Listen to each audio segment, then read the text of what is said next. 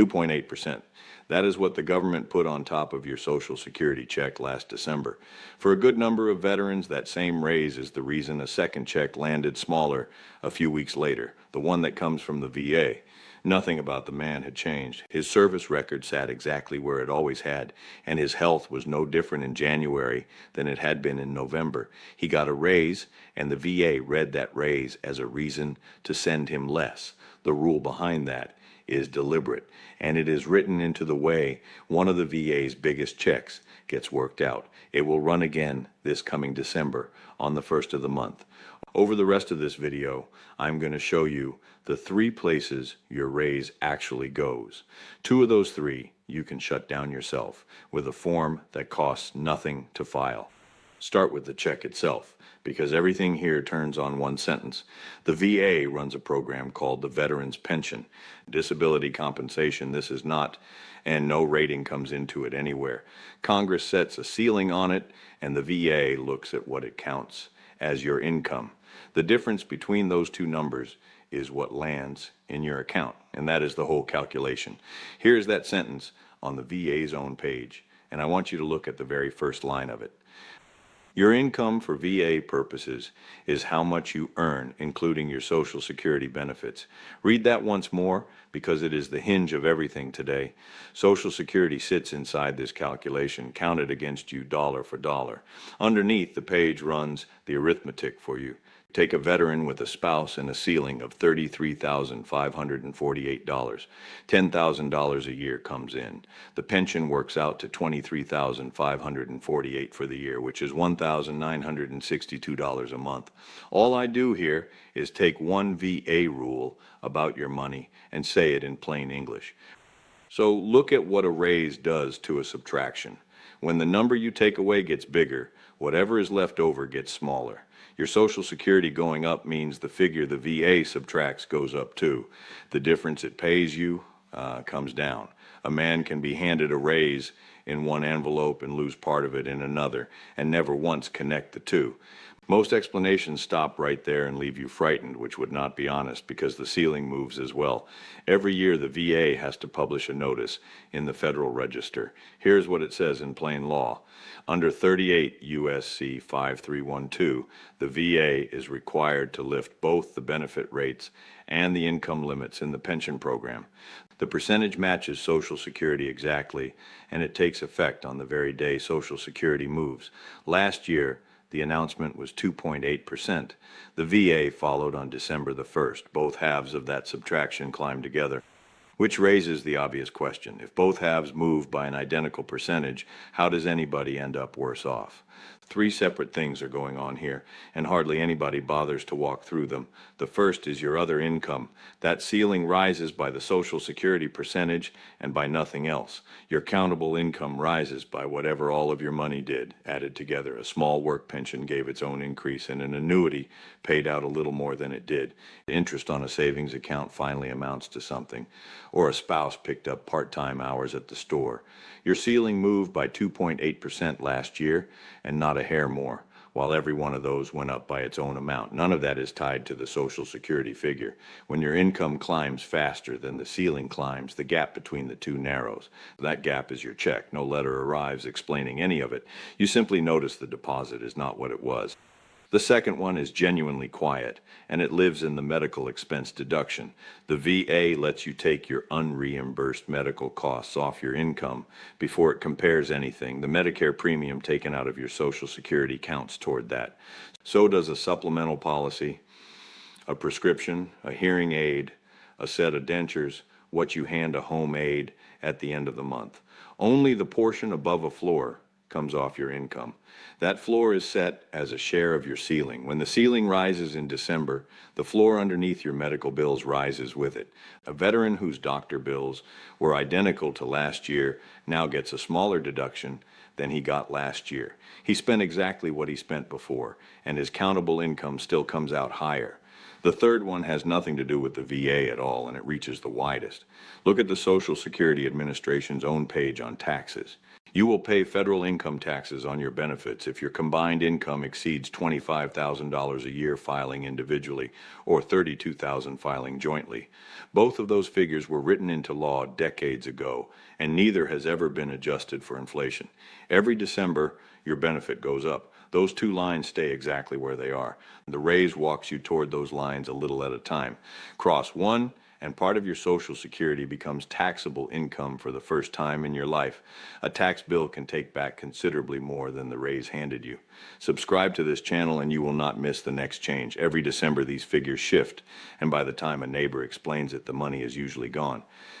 One more thing is worth knowing, and it is why I wanted to make this video now rather than in January. Suppose your pension is being paid on an income figure that has gone stale. When the records catch up, the difference is not quietly forgiven.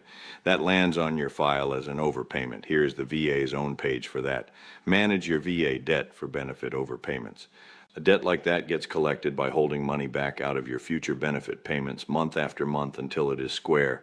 So a veteran who never reported his raise receives no bill in the mail he can argue about. He gets a smaller check for a while and usually has no idea why.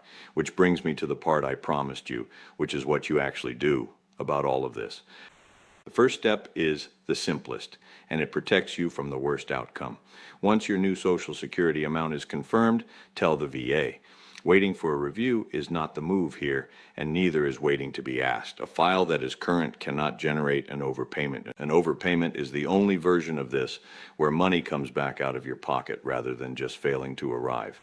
The second step is the one that gives the money back. VA form 21P 8416 is where unreimbursed health care gets written down. The form costs nothing, and every dollar of health care that nobody reimburses belongs on it. Start with the Medicare premium taken out of your Social Security before you ever see it. Supplemental policies belong there too, so do prescriptions, glasses, dentures, the mileage driving yourself to appointments and whatever you pay in aid or a facility. Recurring costs can be reported once, so they carry forward instead of being retyped every year. Fill it out properly and the income the VA counts comes down. A wider gap means a bigger deposit. Of everything in this calculation, that form is the one lever you control. The third step is the net worth line because a raise touches that too. From December the 1st through the end of November, the limit for the veteran's pension is $163,699. That figure combines your assets with your annual income. Your house stays out of it. One vehicle stays out of it. Savings, investments, a second property, land you are holding on to, all of that counts. A raise adds to the income half of the sum, and this line carries no flexibility whatsoever. A dollar over is a denial with no partial award. Step 4 is free, and it gets skipped more often than any of the others. An accredited representative costs you nothing. Start with the VFW or the Veterans Office in your own county, and the DAV and the American Legion do the same work. Somebody there will go through the whole file with you, expense form included. Handling paperwork that the government hands out at no charge entitles nobody to a slice of what you are owed. Two objections are probably forming in your head right now, and both deserve an answer. Say you draw disability compensation rather than pension. Your check is not measured against your income at all, so the subtraction never touches you. And your December increase is exactly what it looks like. Keep an eye on the tax line and let the rest of this go. Now, say you were turned down for pension years ago because your income was judged too high. That ceiling has been climbing every December since. Whatever you spend on health care has almost certainly grown since then. The expense form may never have been part of your file the first time round. What you file today is a fresh claim rather than an appeal. The form is 21P 527EZ. Put in an intent to file first on Form 210966, and your date starts running while you gather the rest. A lot of you have written in asking me to put all of this in one place, so I did. The Unclaimed Money Playbook for Veterans, with the Veterans Family Benefits Guide alongside it. Everything I go through here, the forms and the 4 steps included, written out with no jargon. The link is in the description if you want it.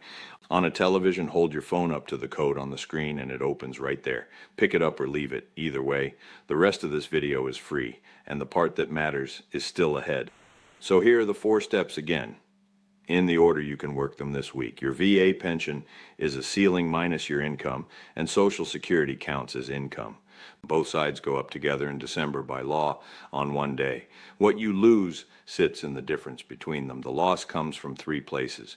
One is other income climbing faster than the ceiling. Another is the medical floor moving up alongside it. The third is a frozen tax line you drift toward every year. Report the new number so no debt builds. Put every unreimbursed medical dollar on the expense form so your countable income comes down. Check your assets against the net worth limit before December rather than after. And let somebody accredited look at all of it with you for free. A word now about this channel. Public federal rules put into plain English is the whole of the job here.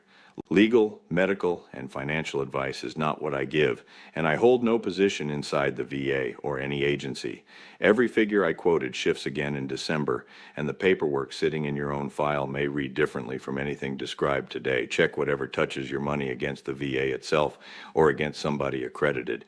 Should a stranger reach out first and ask for a claim number, for banking details, or for a password, walk away.